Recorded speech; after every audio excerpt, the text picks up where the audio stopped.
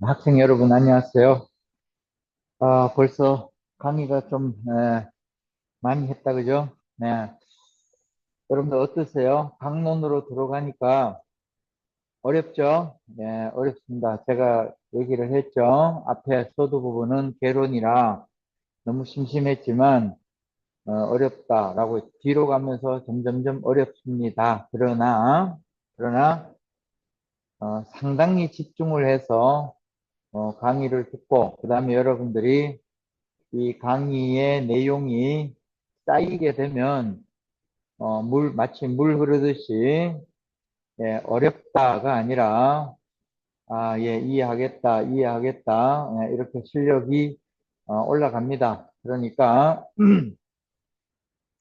너무 지금 하고 있는 수준이 너무 높다 이렇게 해서 포기하지 말고 수업을 들어주시기 바랍니다. 자, 오늘도 지난 시간에 했던 요 닭발 분할 정리라는 게 에, 제가 얘기했죠. 많은 소정리가 있는데 이름이 붙여진 게 있고 이름을 붙여지지 않은 게 대부분이다. 이름을 붙여진 거는 1%가 뭡니까? 0.1%가 안 될 겁니다.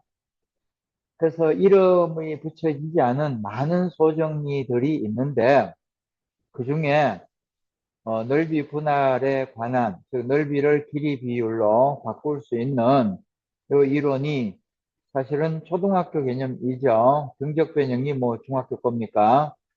초등학교 등적 변형이라는 이 개념을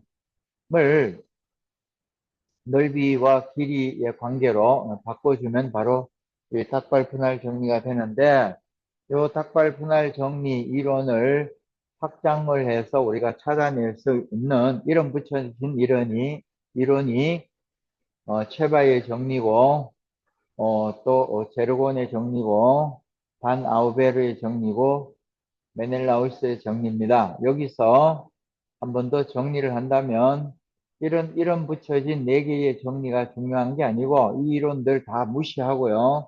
요거 하나만 알면 됩니다. 다만 여러분들이 뭐 체바의 정리를 안다고 우쭐해하거나 뭐 대단한 것을 뭘 안다거나 그런 허세를 부리지 않았으면 좋겠습니다. 자, 오늘은 이 내용이 워낙 중요하고요. 문제 풀이에서 상당히 다양하게 적용이 되기 때문에 복습을 조금 한 다음에 다음 내용을 설명하겠습니다. 오늘 연습을 조금 더 해보겠습니다. 자, 오늘은 이런 삼각형이 있는데요. 이 무심코 한번 잘라봅시다. 이렇게. 이거 한 4대 3 정도 잘라볼까요? 이렇게 잘라서, 이 삼각형에, 자, BC를 4대 3으로 잘랐고요. 네, 그 다음 여기를 1대 2로 잘랐다고 칩시다. 이때 요 만나는 점을, 여기 D, E, P라고 나와봅시다. 자, 여기서, 첫째 BP하고 P의 길이가 어떻게 될까? 자, 이것 대 이거의 길이비는 어떻게 될까? 자, 이것을 몇 가지 방법으로 한번 풀어봅시다. 이거를. 보통 여러분들이 학원을 가면 이런 형태의 문제를 풀 때 아마 대부분 그럴 겁니다. 파스칼아.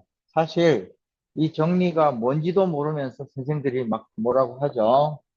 파스칼아의 평행선의 정리인데 18가지가 있습니다.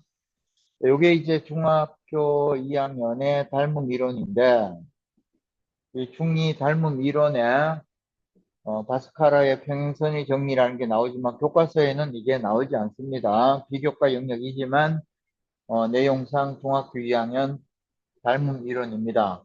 그러니까 여기 평행선이라고 했으니까 평행선을 뭐 이렇게 이제 긋게 되면 그러면 이제 이 비율이 성립한다는 소린데, 아니면 뭐 이렇게 이런 비율들, 또는 뭐 이것 대 이거는 이것 대 이런 비율이 이제 성립한다 등등등이 이 내용인데, 이런 형태의 문제가 주어지면 대부분 선생들은 평행선을 자꾸 그어가지고 이 문제를 풀려고 합니다. 네, 다시 말해서 이게 이제 초등학교 개념으로 풀 수 있는 정리가 이건데, 쓸데없이 중학교 2학년 걸로 푼다는 얘기입니다. 그래서 우리가 그렇게 한번 풀어보자는 얘기입니다. 그렇게 풀면 어떻게 되는지. 자, 예를 들어서 이렇게 평행하게 긋게 되면, 자, 우리 한번 해봅시다. 이렇게 평행하게 긋게 되면, 첫째, 요렇게 삼각형에서 보면 자, 지금 현재 닮음 이론으로 풀고 있습니다. 그런데 이 닮음 이론에 대한 거는 나중에 닮음이란 주제가 워낙 크니까 그 주제를 다룰 때에 자세히 할 겁니다. 지금 닮음 이론을 본격적으로 하는 게 아니고, 이를테면 이 문제를 닮음 이론으로 푼다면 어떻게 될까 하는 예시를 보여주고 있는 겁니다. 그럼 이제 요 삼각형하고 요 삼각형이 닮음입니다. 그러니까 얘가 닮음이니까 이게 3대 7이니까 3대 여기가 7이 됩니다. 그러니까 솔루션 1입니다. 1, 닮음을 쓴다면, 로 푼다면 평행하게 걷을 때, 그 다음 이번에는 이제 여기 어디를 볼까요? 요 요렇게 보면 3대 4니까 여기가 3대 4입니다. 그러니까 이거를 분수가 안 나오게 6이라고 할게요. 6이라고 보면은, 여기는 8 이렇게 되는데, 그럼 이제 3대 4가 되죠. 이렇게 자르는 이유는 여기 길이를 찾으려고 하는 겁니다. 이렇게 찾으면 얘가 1대 2니까 현재 이 길이가 얼마예요? 14죠. 그거의 절반이 여기가 돼야 되니까 여기는 7이 됩니다. 이렇게 놓으면 드디어 요렇게 삼각형에서 7대 8이 7대 8이니까 얘가 7대 15가 될 겁니다. 그래서 요거를 x라고 놓으면 x 대 3k가 이것 대 이게 7대 15가 되니까, 그러니까 15k가 20 15x가 21k가 되니까 x는 3으로 나누면 5분의 7k 이렇게 됩니다. 그래서 결국 요 길이를 구하기는 구했어요. 7k하고 구했다면, 그러면 이제 이거의 답은 이것 대 이거는 뭐였을까? 이 길이는 7 빼기 5분의 7 대 5분의 7이라는 소리니까 7로 나누면 1 빼기 5분의 1 대 5분의 1이란 얘기니까 5를 곱하면 해서 4 대 1이라는 비율이 이렇게 만들어집니다. 그런데 그런데 이 풀이가 어때요? 상당히 복잡하죠. 그래서 제가 이런 윗과정을 무조건 끌어내려서 풀려고 하지 말라는 얘기가 바로 이런 얘기입니다. 그래서 아주 단순한 풀이가 있는데 윗과정으로 풀면 이게 멋있는 것도 아니고 그냥 복잡하고 길고 난해한 풀이가 될 뿐입니다. 제가 나중에 윗과정 점점점 올라가게 되면 고등학교 1학년에 도형의 방정식이 나옵니다. 도형의 방정식의 대부분의 문제는 중등기하로 풀립니다. 그리고 그게 더 쉽고 간결합니다. 그런데 중등기하로 풀면 되는 단순한 문제를 이 도형의 방정식을 배웠다 치고 복잡한 수식으로 해석기하로 풉니다. 그렇게 하지 말라는 얘기입니다. 근데 여러분들이 그렇게 되려면 두 가지 조건이 필요합니다. 중등기하에 튼실한 베이스가 있으면 굳이 복잡한 해석기하로 풀지 않는다는 사실.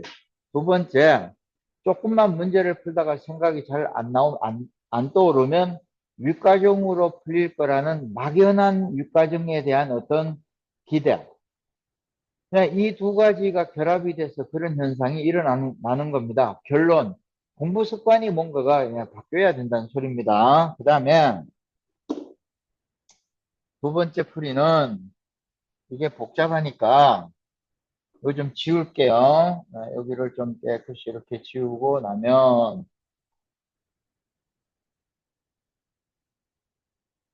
여기 1대 2였죠. 1대 2 여기는 지우고요.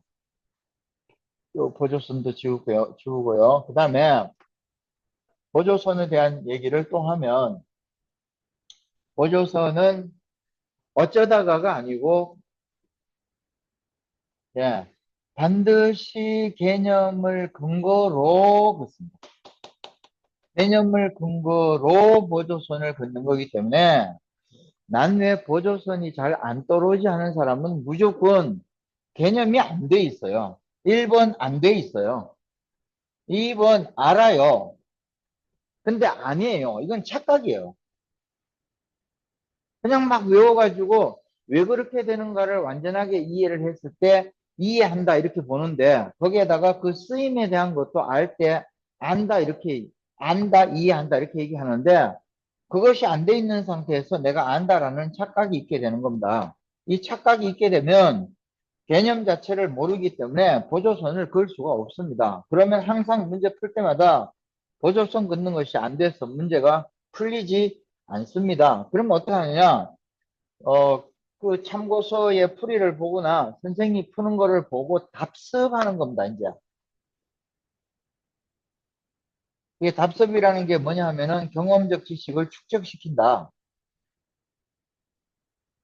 이 경험적 지식 풀고 또 풀고 해서 이런 형태의 그림이 아주 익숙해 한다. 말하자면은 훈련을 한다. 이 소리인데 수학은 어떤 이론에 근거해서 그래서라고 하면 물 흐르듯이 풀리도록 되어 있는데 그게 안 돼 있기 때문에 다른 방법으로 이거를 접근한다는 소리입니다. 그래서 한마디로 말하면 공부 방법이 잘못되어 있는 겁니다. 그래서 잘못되어 있으면 보조성 긋는 거는 항상 잘 안 되는 겁니다. 그럼 여러분들이 뭐 의구심이 드는 게 있죠. 선생은 그렇게 풀던데 예, 미안하지만 그 선생이 기하에 대해서 잘 모르는 사람입니다. 보조선을 왜 선생님은 그렇게 그걸 생각을 했나요? 그걸 저한테 가르쳐 주세요 하고 원론적인 질문을 하는 게 맞는데요. 그 질문에 대해서 올바른 답을 하지 못하는 선생이라면 그 선생은 여러분을 가르칠 수 있는 기하의 능력이 없는 선생입니다. 좀 심하게 말하면 그럼 그 선생은 거기에 왜 걷냐라고 하면 지도 모르고 건 겁니다. 그러니까 그 선생 자체가 그렇게 걷는 거를 그냥 훈련해서 익혀서 그냥 수업을 들어오는 겁니다. 그래서 그것은 맞지가 않고요.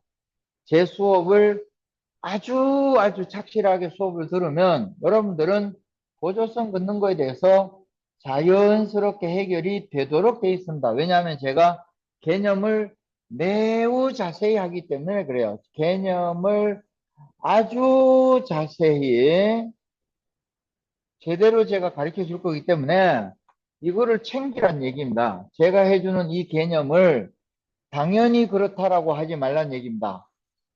그래서 두 번째는 자, 우리 앞에서 닭발 분할 정리라는 거를 배웠으니까 오늘 또 한번 써먹어 보자고요. 닭발 분할 정리를 쓴다면 닭발은 역시 붉은 닭발이 좋죠. 그래서 빨간 펜으로 닭발을 쫙 그려놓고 닭발을 잘라서 보면 이런 형태로 되어 있습니다. 그래서 이 형태를 보고 제가 이름을 이렇게 붙였는데 뭐 저 이름이 뭐 왜 그러냐라든지 뭐 그런 얘기는 하지 맙시다. 자, 그런데 여기가 1대 2니까 1대 2입니다. 그런데 이게 이제 이 넓이를 4, 이 넓이를 3이라 하면 이거의 절반이 이거 되면 분수 나오니까 이걸 아예 8, 6이라고 합시다. 그러면 이제 이 넓이가 14니까 2대 1이면 이거의 절반 되야 되니까 7입니다. 벌써 다 나오죠? 그 다음에 이번에는 여기가 4대 3이니까 어쩔 수 없이 분수 나오겠네요. 4대 3이니까 7대 이 넓이 대 이 넓이 APC입니다.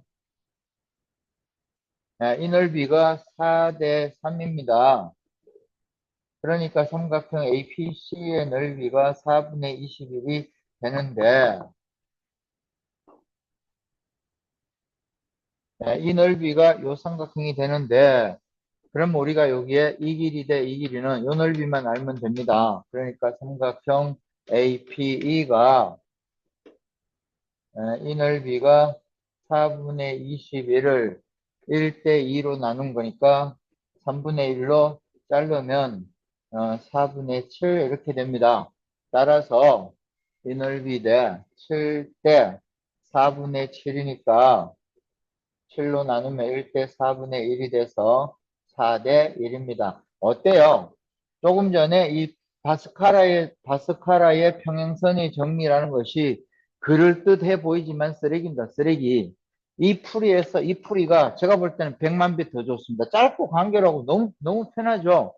그런데 이런 보조선을 이렇게 왜 긋냐는 얘기입니다. 물론 여기를 이렇게 평행하게 그어도 아까랑 똑같은 얘기고 아니면 이쪽으로 얘랑 평행하게 그어도 마찬가지고 이거를 위로 올리고 여기를 올리고 이렇게 모래시계 형태로 하더라도 역시 전부 평행선의 바스카라의 평행선의 정리 이론을 쓴다는 얘기인데 그게 나쁘다는 얘기가 아니고 풀이가 대단히 복잡하고 그렇다는 얘기입니다. 그렇게 해서 풀었을 때 멋있는 풀이도 아니고 점수가 더 높게 나오는 것도 아니다. 훨씬 좋은 이런 풀이를 왜 못하느냐? 모르니까 그런 겁니다. 이런 베이직한 어떤 개념을 모르니까 복잡한 풀이가 된다. 그 얘기입니다. 이번에는 지난 시간에 지난 시간에 자, 우리가 체바의 정리라는 거를 배웠잖아요.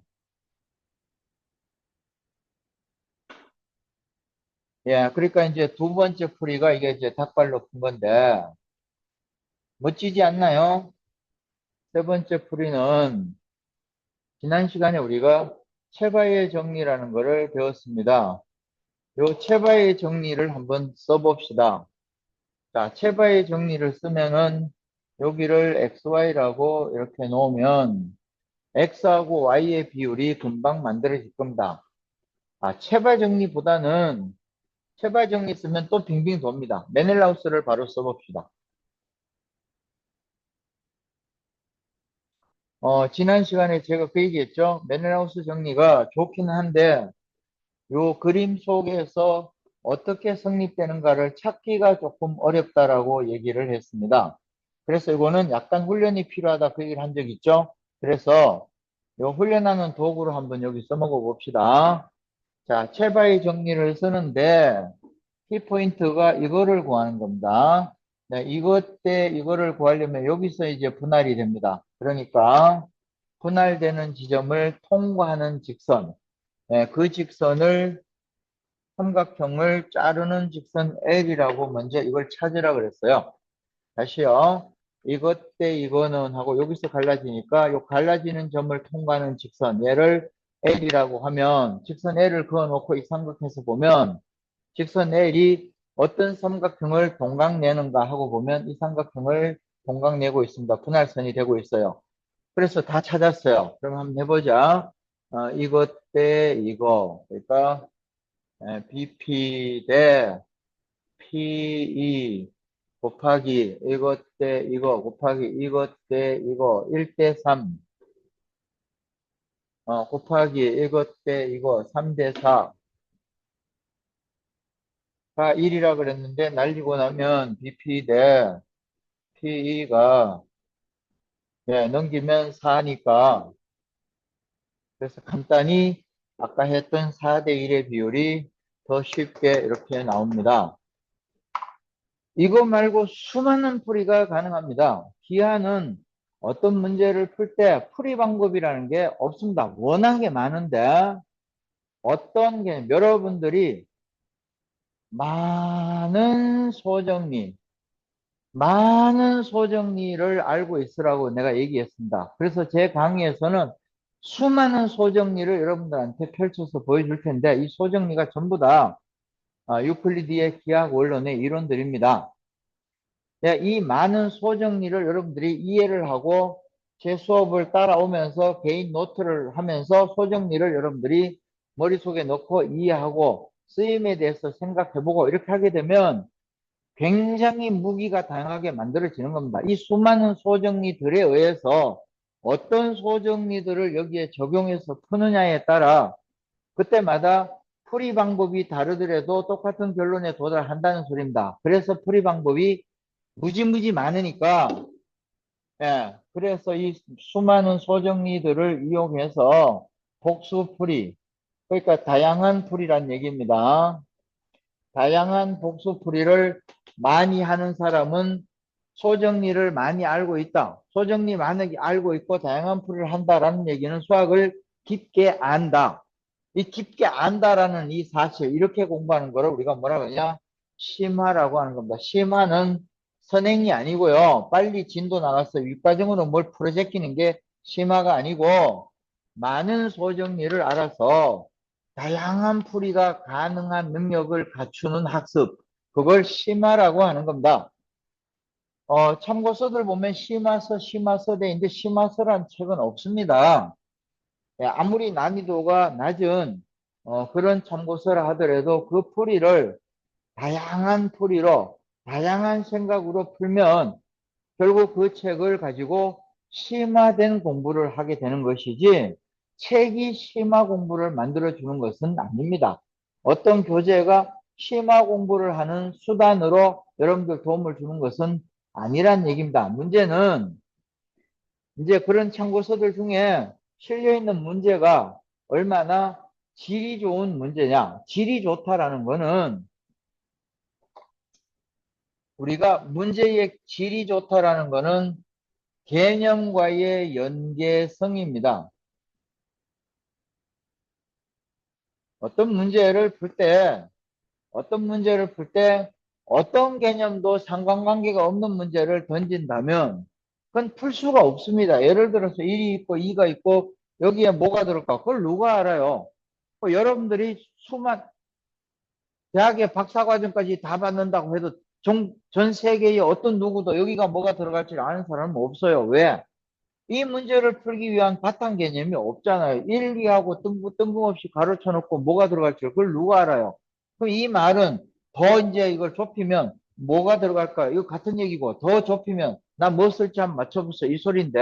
그래서 이런 문제는 개념을 근거로 뭘 따질 수 있는 그런 질문문이 아니니까 그러니까 이런 거는 문제가 아니고 풀 필요도 없고 풀 수도 없는 건데 이때 모든 문제는 반드시 개념과의 어떤 연계성이 있어서 이 문제를 출제하는 사람의 문제 출제 의도는 어떤 개념을 너는 이해하고 있니? 넌 어떤 개념을 이해하고 있니? 그거를 응용할 줄 아니? 써먹을 줄 아니? 셋째, 쓰기는 쓰는데 그거를 새로운 방법으로 창작.